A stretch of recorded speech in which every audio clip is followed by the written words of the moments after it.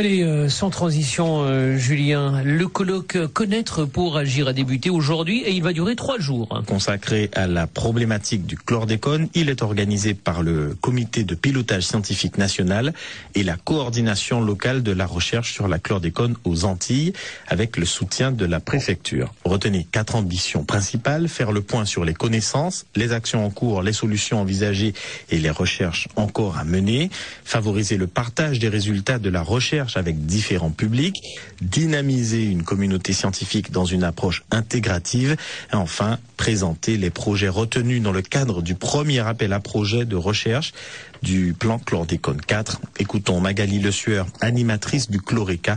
Elle répond à Mickaël Bastide.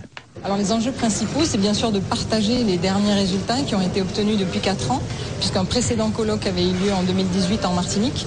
Des avancées se sont produites pendant ces 4 ans et l'idée c'est de les partager avec une vue beaucoup plus intégrative, beaucoup plus systémique, pour essayer justement de dégager de nouvelles voies, de nouvelles pistes et peut-être de nouvelles solutions. Des étapes ont été franchies, puisqu'on sait que la molécule de chlordécone se dégrade.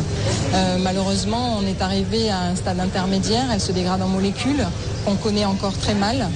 Et l'objectif, c'est justement de progresser, d'aller plus loin pour obtenir des molécules complètement inoffensives dans l'environnement. L'idée, c'est effectivement de comprendre la pollution, de pouvoir bien caractériser où la molécule se trouve, de bien caractériser ses impacts pour trouver des solutions pour dépolluer les différents compartiments, que ce soit les sols, qui sont encore le réservoir de pollution, que ce soit l'eau ou que ce soit les aliments également.